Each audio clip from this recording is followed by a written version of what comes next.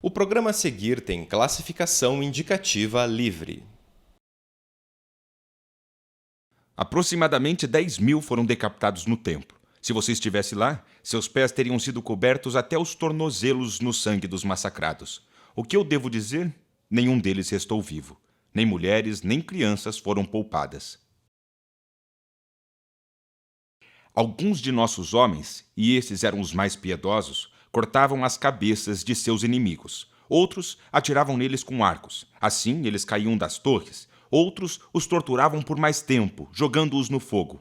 Pilhas de cabeças, mãos e pés eram vistos nas ruas da cidade. Era necessário escolher um caminho entre os corpos de homens e cavalos. Mas esses eram assuntos pequenos comparado com o que aconteceu no Templo de Salomão, um lugar onde serviços religiosos são normalmente feitos. É suficiente dizer que, no mínimo, no templo e no pátio de Salomão, homens andavam sobre o sangue na altura de seus joelhos e de suas rédeas.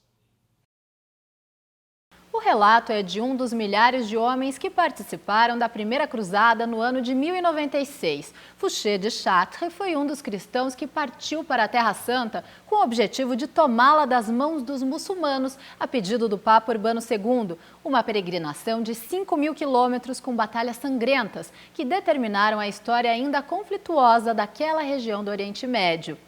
O Em Tese de hoje vai falar sobre as cruzadas.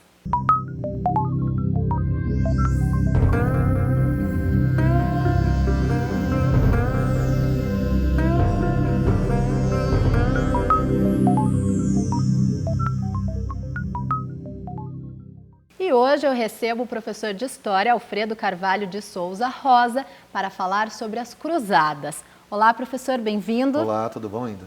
Tudo bem. Professor, afinal de contas, é possível hoje definir o que foram as cruzadas? Claro, um movimento militar religioso, um movimento militar cristão, para libertar a Terra Santa da mão dos turcos otomanos. Tá? A gente não pode esquecer o seguinte, a gente infelizmente fala assim, muçulmanos, não está errado falar, mas na verdade eram turcos otomanos. Eles eram recém-convertidos. Eles não eram, os árabes deixavam cristãos visitar sem problema nenhum, existia uma ligação comercial. Então pode visitar a Terra Santa desde que você pague uma grana. Né? Então era tipo como fosse um turismo religioso. Então os árabes ganhavam dinheiro com esse comércio. Se o cristão quisesse ser cristão em Jerusalém, sem problema nenhum. Ele pagava uma parte, um imposto para ser cristão, para ser judeu. Pagava sem problema nenhum. O árabe, ele era conveniente com isso, não tinha problema nenhum. Já o turco, ele é recém-convertido. Então, ele é o que segue a religião certinha. Então, ele não aceita a vinda do estrangeiro, do cara que é infiel. Então, começou a ter atritos nessa brincadeira. E é aí que começam as críticas, é aí que os cristãos acham que tem que libertar a Terra Santa dos infiéis, pelos maus tratos que eles estavam tendo lá. E como que esse processo todo começa e como que foi o papel do Papa da época nesse processo? Aconteceu uma coisa muito engraçada. Aparece um homem chamado Pedro, ele é conhecido como Pedro Eremita, ou seja, ele é tão uma pessoa simples que ele é Pedro Eremita, ele não tem um sobrenome, nada. E esse Pedro Eremita, ele viu o que estava acontecendo na Terra Santa, alguns maus tratos, algumas pessoas sendo roubadas, outras mortas, sendo presas, algumas coisas assim, ele não gostou. E ele voltou com aquela ideia. E quando ele chega em Constantinopla, o imperador de Constantinopla deu uma carta para ele levar para o Papa. Seria mais ou menos uma pessoa, eu ir para a Casa Branca, para Washington, bater foto da Casa Branca com a camisa do Brasil, e o Obama falar assim para mim, você é brasileiro? Sou. Me leva essa carta para Dilma. Entendeu? Quem sou eu? Eu sou o Alfredo, sou o professor de História do Dom Bosco. Acabou, não sou ninguém assim mais do que isso, né? E o que aconteceu? O cara chegou e mandou, e foi para o Papa. Aí receberam ele como uma pessoa importante, porque pensa, o imperador de Constantinopla deu a carta, né? E ele levou a carta para o Papa, e o Papa sentiu a chance. O imperador de Constantinopla está pedindo aquilo para o quê?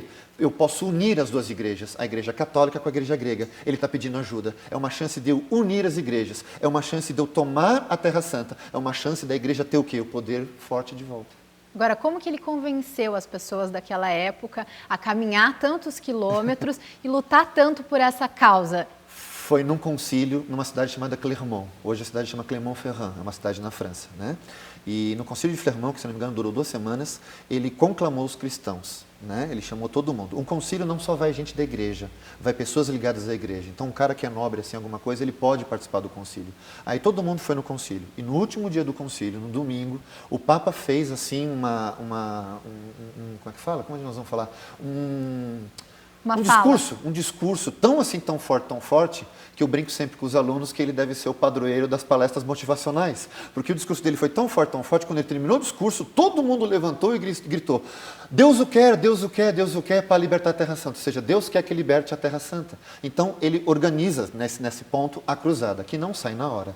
Isso foi em 1095, a cruzada sai em 1097. Que é óbvio que a cruzada naquela época não é um evento no Facebook, onde todo mundo coloca, né, participar, não participar. Demorou 2 anos para organizar, para todo mundo ir, exceto a dos mendigos, que foi antes, a chamada pré-cruzada. Esse pessoal não esperou, eles resolveram lá tomar a Terra Santa por conta própria. Agora, era um público bastante diverso, né? A Bem gente heterogêneo. sabe que nobres, pessoal da igreja, também pessoas pobres. Pessoas pobres. Como que tanta gente... Mulher, criança, aleijados, doentes, foram todos. Como convencer tanta Tá? gente diferente? A salvação. A salvação que, se você lutar em nome de Deus, você será salvo. Se você lutar em nome de Deus, você terá o reino dos céus. E isso é uma coisa muito forte na Idade Média. Agora, para os nobres também havia outro tipo de interesse, O né? outro interesse era, ele vai ganhar terras lá, ele vai ganhar perdão para os pecados que ele fez aqui, principalmente pecados de matar gente que é cristão. Exemplo, o nobre mais velho é o herdeiro do feudo do pai. O segundo, terceiro, quarto, quinto, esse não ganha nada. Então, o que eles faziam? Botavam o segundo ou terceiro na igreja, mas não pode colocar todo mundo na igreja. Uns não queriam ir na igreja. Então, eles eram nobres em cima de um cavalo, onde o pai dava cavalo, armadura e dava boa sorte e tchau. O que esse pessoal faz? Faz torneios medievais. Vai encontrar o quê? Uma princesa no castelo para salvar do dragão? Não existe isso. Mas, de repente, ele consegue um casamento com alguém. Se ele não conseguir, ele faz torneios medievais. Então, são grupos de jovens que começam a assaltar pessoas. Grupos de jovens começam a tentar matar bandidos, matar pessoas, matando outros nobres, com disputa. Então, ele tem um pecado. Então, a igreja perdoa esses pecados se ele for lutar em nome de Deus. E ao mesmo tempo em que a Europa, naquele momento, consegue tirar essas pessoas que estavam causando conflitos dali dele. Um desse excesso território. populacional serviu também como uma válvula de escape desse excesso populacional que estava tendo na Europa. E essa primeira cruzada, como que ela termina, professor? Bem, teve a pré-cruzada. Foi um fracasso completo. Húngaros e búlgaros atacaram eles no meio do caminho. Porque, assim, essa pré-cruzada é de pessoa pobre. O cara precisa comer, precisa beber. Onde que eles vão arranjar isso? Nem todo mundo está afim de dar comida para uma multidão de gente. Então, eles saqueavam, em nome de Deus, né? Porque Deus o quer, Deus o quer. Quando chegaram na Turquia, um jovem chamado Kirse Arslan atacou eles. E ele venceu, porque o pessoal estava lutando com pau, pedra, pedaço de madeira, foice, tudo. Uma derrota completa. Só que quando ele atacou o pessoal, ele viu o acampamento. Tinha mulheres, crianças. O que ele fez? Prendeu todo mundo e vendeu todo mundo. Quando sai a primeira cruzada, que é organizada em 1097, o rapaz acha que vai ser a mesma coisa. Ele se ferrou, porque ele sai carregado pelo exército, pelos soldados dele, com o rosto quase todo arrebentado, que ele levou uma machadada na cara. Porque aí nobre luta de quê? De armadura e de machado, de espada. Então ele se ferrou. Eles tomaram Jerusalém em 1099. Não sem antes fazer umas coisas absurdas, como comer carne de crianças na região da Síria. Eles comeram carne de crianças, em nome de Deus, porque não tinha mais comida. Então, o muçulmano vê o cristão como um monstro. É um cara que não toma banho, usa barba, comprida sem ter asseamento nenhum, não cumpre os tratados que faz, são analfabetos, uns fanáticos e come carne de criança. Então, para o muçulmano, o cristão é um monstro. Essa ideia permanece de certa forma? Até hoje, quando o... como é que chama? O Bush fez a invasão lá no Iraque. Chamou de cruzada. Chamou de cruzada. Meu Deus, os aliados árabes. Não, cruzada não. O nome cruzada é forte. Assim como você vai no Paraguai, tem gente que até hoje lembra da Guerra do Paraguai, né? Tipo, você é brasileiro? O Brasil acabou com o Paraguai, né? Eles ainda lembram, passado 1000 anos, eles ainda lembram das cruzadas como uma coisa horrível. Então, quando o Bush falou que seria uma cruzada contra o terrorismo, o pessoal, não, cruzada não. Aí não, então vai ser uma luta contra o terrorismo, uma guerra contra o terror. Então ficou guerra contra o terror, mas cruzada não pode usar o nome. Até hoje o negócio é forte, por causa do massacre que teve. Eles massacraram todos os muçulmanos que moravam em Jerusalém. Eles mataram quase todos os judeus que moravam em Jerusalém. Uns, para não serem mortos, entraram dentro da sinagoga. Os cruzados encheram de madeira a sinagoga, tacaram fogo, 5.000 morreram lá dentro queimados. Bom, guerra, fé, peregrinação, crueldade e intolerância. As cruzadas aglutinaram e expuseram muitas contradições humanas. Talvez por isso, até hoje, incomodam e geram interesse. O Em Tese selecionou alguns livros e filmes que falam sobre o tema para quem quer saber mais sobre as cruzadas. Guerra, religião, cavaleiros templários, peregrinos. elementos que fazem parte de uma narrativa verdadeira que foi para os livros e filmes. São as cruzadas, e os amantes desse movimento podem encontrar boas histórias que remetem a esse tema. Quem se interessar pelo assunto cruzadas pode frequentar uma loja, uma livraria, que vai encontrar um universo muito grande, seja sobre esse tema, sobre as guerras santas, como elas eram chamadas lá no período que acontecia, seja sobre algumas batalhas medievais, seja sobre cavaleiros templários, guerras envolvendo Igreja Católica e bastidores. Então, numa livraria, a pessoa vai encontrar uma série de informações para se aprofundar nesse assunto. É o caso, por exemplo, do romance A Sombra das Espadas. Na obra, os eventos da Terceira Cruzada são contados sob a ótica dos muçulmanos. Segundo leitores, o texto recheado de teologia e filosofia dá vida a personalidades e acontecimentos das cruzadas e motiva uma discussão sobre intolerância religiosa e cultural. Então aqui o leitor vai poder se interessar e aprofundar um pouco mais em descobrir o porquê o nome das cruzadas. Certamente as pessoas já viram isso, o porquê, e já viram também a curiosidade de que as pessoas que participavam dessas batalhas, eles tinham uma cruz nas suas vestimentas, e um dos motes pregados pela igreja é que na batalha você tinha o perdão dos seus pecados.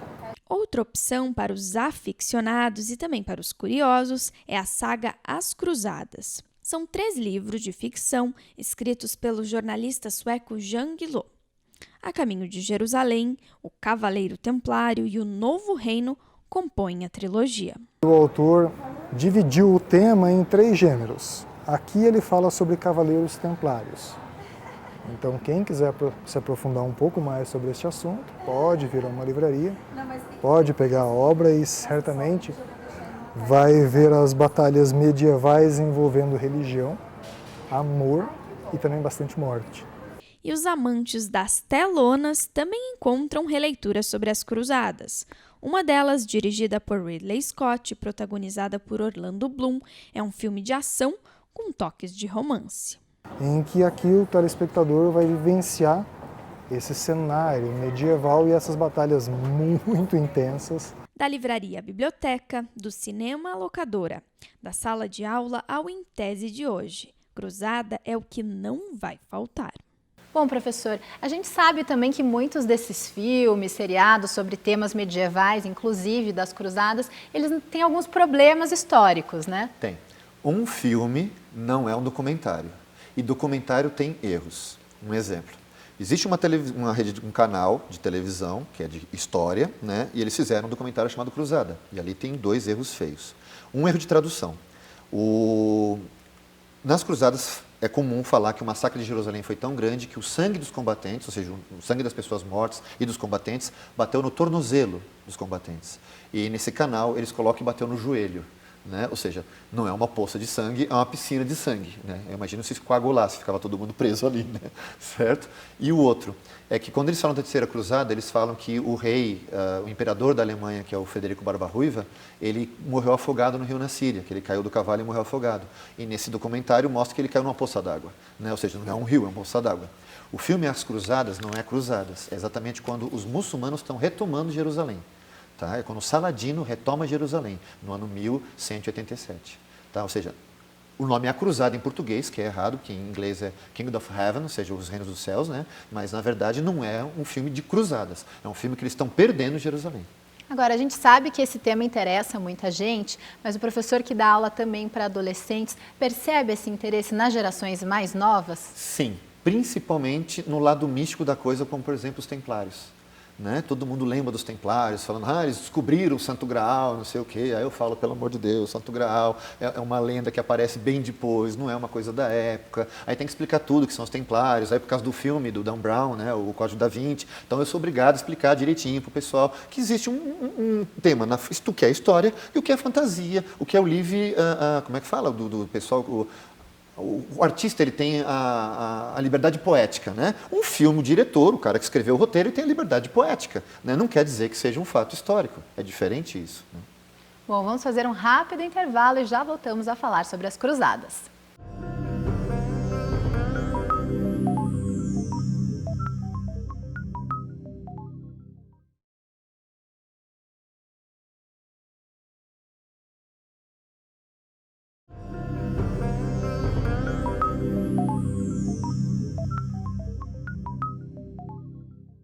Hoje o Em Tese fala sobre uma série de acontecimentos históricos que até hoje intrigam os pesquisadores, as cruzadas. Eu recebo o Alfredo Carvalho de Souza Rosa, professor do curso Dom Bosco. Bom, professor, no primeiro bloco a gente falou mais sobre a primeira cruzada. Agora eu queria que a gente falasse sobre as outras, o que as motivou, como que elas funcionaram. As cruzadas, basicamente, a gente divide ela em dois blocos, né? Da primeira à terceira, motivo mais religioso e mais social, né? Ou seja, o social, aquela válvula de escape, nobres que querem feudos, pessoas pobres que querem alguma coisa, e o religioso é a salvação. Eu vou para a Terra Santa para me salvar, porque o Papa prometeu a salvação, eu vou chegando no reino de Deus, né? O segundo bloco é da quarta à oitava cruzada, é motivo mais econômico e político, né? Por exemplo, a quarta cruzada não foi para Jerusalém, eles foram para Constantinopla, houve todo um problema. Ela é chamada cruzada dos venezianos, poucas pessoas sabem, é cruzada dos franceses, na verdade. Os franceses não tinham como ir, os venezianos falaram, a gente leva vocês, mas vocês tomam a cidade de Zara, que fica na Croácia. Então, Zara fazia concorrência com Veneza. Então, se destruir Zara, tá paga a viagem para a gente, né? Então, beleza. Aí outra proposta, vamos pegar e colocar o imperador de Constantinopla no lugar de volta, porque o irmão dele roubou o trono. O que aconteceu? Mataram o irmão, o que pegou, prometeu um dinheiro, ele morreu também. O general que estava lá falou, não tem nada a ver com isso, vocês podem voltar para casa. Os cruzados, não, a gente quer o nosso dinheiro por ter feito isso. Aí saquearam a cidade. E lá em Constantinopla fizeram o Reino Latino de Constantinopla. A quinta cruzada se perdeu no meio do caminho, a cruzada dos húngaros, eles não chegaram, tá? Que é do André II, se eu não me engano. A sexta cruzada é do Frederico II, que é neto do Barba Ruiva, aquele que caiu do cavalo. Ele, na negociação, ele toma Jerusalém.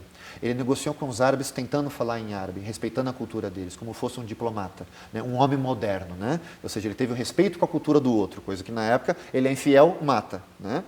A sétima e a oitava cruzada foi feita pela mesma pessoa, o Luís IX, que é o São Luís, o Santo São Luís, né? o da França.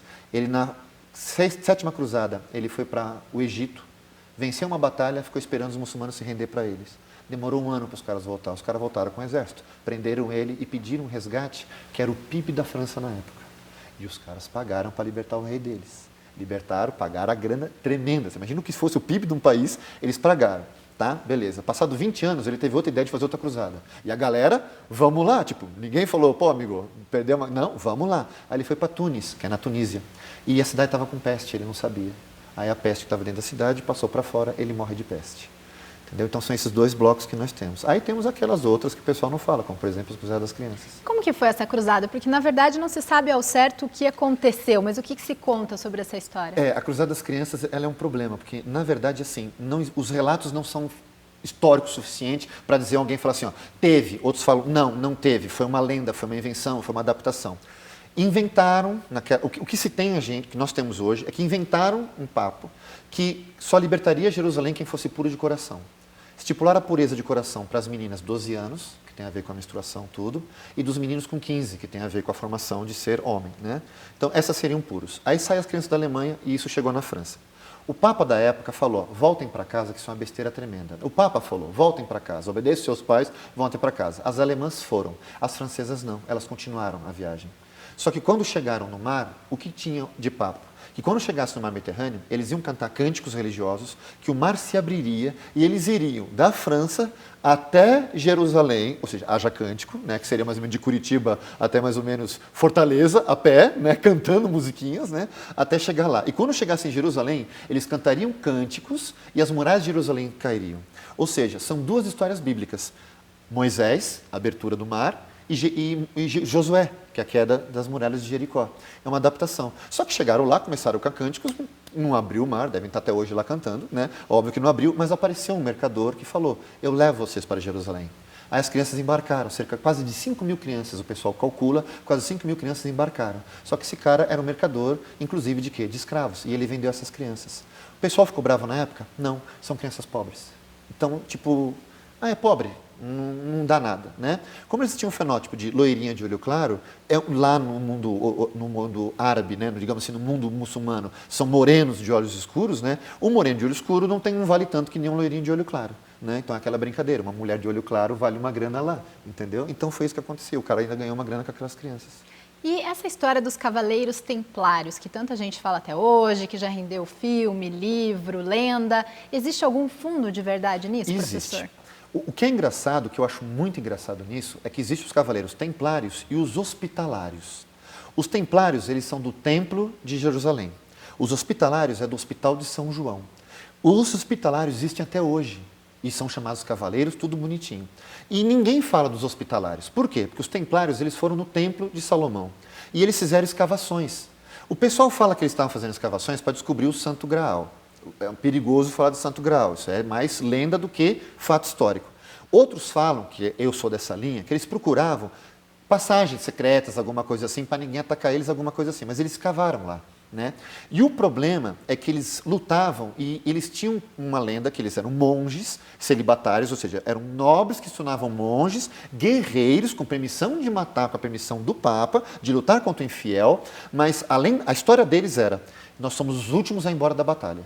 Ou seja, todo mundo pode fugir, nós somos a retaguarda, somos os últimos a fugir. Então, isso criou o fato dos templários serem uma coisa assim, um ó para todo mundo até hoje, do fato de serem heróis, lutaram contra, né? E um medo também do pessoal dos muçulmanos, eles respeitavam muito. O Saladino, que inclusive mostra no filme dos Cruzadas, ele mandou matar todos os templários depois da Batalha de Hattin, ele mandou matar todos, ele não teve perdão de nenhum deles. Quem era templário foi todo mundo morto, né? Agora, as lendas são lendas. O fato histórico é que existia uma ordem religiosa que protegia os cristãos que visitavam a Terra Santa.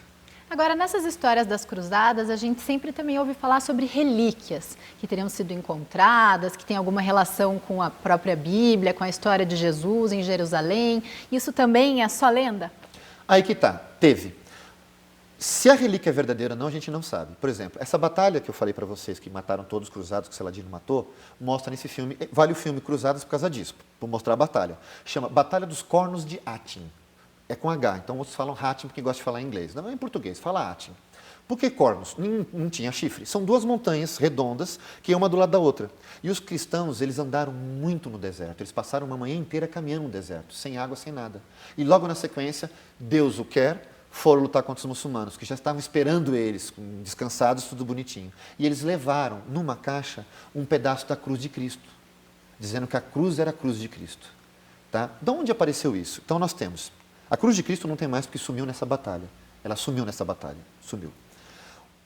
A coroa de Cristo está no museu na Notre Dame em Paris, tem a coroa de Cristo. Não tem mais os espinhos que o rei da França, cada rei que aparecia, para agradar um nobre, que era muito importante, ele tirava um espinho e dava de presente para a pessoa. Tá? O engraçado é que todos os espinhos que existem na Europa são da mesma árvore, ou seja, é daquela mesma coroa. Se a coroa é verdadeira, a gente não sabe, mas está lá a coroa. Existe, o que é muito doido falar, o prepúcio de Cristo, porque Cristo era judeu, fez a circuncisão. Então pegaram a pele e guardaram, e alguém guardou, e tem uma igreja na Itália, o prepúcio de Cristo. Em Colônia tem a cabeça dos reis magos. Quem inventou tudo isso? Quem pegou tudo isso? A mãe de Constantino. Tá? A mãe de Constantino, ela pegou e foi viajar para a Terra Santa, ela virou cristã, né? Porque pegaram uns pregos assim, colocaram na mão dela, quando ela fechou a mão, ela começou a chorar de alegria. E ela falou, por que eu estou chorando de alegria? E o pessoal falou, você está segurando os pregos da cruz de Cristo. Aí ela sentiu que aquilo era um milagre, aí ela virou cristã. Aí ela foi para a Terra Santa com o dinheiro que o filho deu, que era o imperador Constantino, né? E ela comprou todos os terrenos e todas as relíquias que ela encontrou. Nós temos hoje a Igreja Natividade. Por que existe a Igreja Natividade em Belém? Porque ela comprou o terreno e mandou construir a igreja. Nós temos a Igreja do Santo Sepulcro. Por quê? Porque falaram que Jesus tinha morrido, tinha sido enterrado lá. Ela pegou, montou o quê? Montou uma igreja em cima. Temos a Igreja do Gólgota, onde Jesus foi crucificado. Ela que comprou o terreno e montou uma igreja. Então, tudo isso vem dela. Agora, se as relíquias são verdadeiras ou não, a gente não pode falar. Inclusive até o Santo Sudário. Agora, até isso contribui para que toda essa história das cruzadas gere tanto interesse, né? Sim, claro, porque é o místico, é o maravilhoso, é o lance da luta, é o lance é o pensamento de salvação. Então, tudo isso fica no imaginário nosso, né? Até hoje, né? Pessoas que largaram o que estavam fazendo para fazer uma cruzada, uma luta em nome de Deus, numa crença, em alguma coisa assim. Agora, até hoje, essa terra, né, que gerou tantas batalhas, ainda é um local de muito conflito. Dá para a gente dizer que isso também é resultado dessa série de cruzadas que foi afetando essa região? Olha, eu digo que sim. Tá? Tem gente que fala que não gosta, mas eu digo que sim. Tem gente que é bem assim simplória, né? Tipo, ali foi sempre uma região de conflito desde Jesus Cristo, né? Na verdade, desde antes, né? Quando Davi foi lá tomar a região de Jerusalém, começam os conflitos. Mas o problema é o seguinte, com os árabes, havia uma certa paz, né? Havia um respeito pelas outras religiões. Tu pagava, por exemplo, o árabe paga 10% um dízimo, o cristão, o judeu pagava 30%. Mas não interessa, ele pagava, ele podia professar a religião dele normalmente. Então existia um banho morno ali, né? Ou seja, uma convivência pacífica. Quando os cristãos vão lá e tomam o território, é que começa a luta, né? E o problema maior é que os templários, quando eles fazem o templo é o templo de Salomão. E em cima do templo de Salomão, hoje tem 2 mesquitas, a da Cúpula da Rocha e a Al-Aqsa. E em uma delas eles fizeram um estábulo.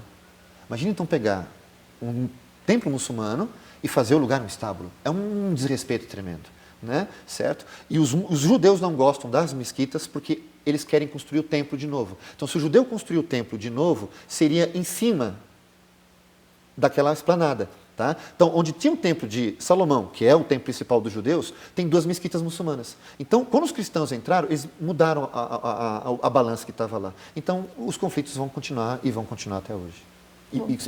E infelizmente, vai durar muito tempo. Bom, professor, agradeço sua participação no Em Tese de hoje. Foi um prazer recebê-lo aqui. Obrigado. Obrigada. O Em Tese termina aqui. Assista novamente aos nossos programas e fique sabendo das novidades da UFPR TV no nosso site e nas redes sociais. Até a semana que vem.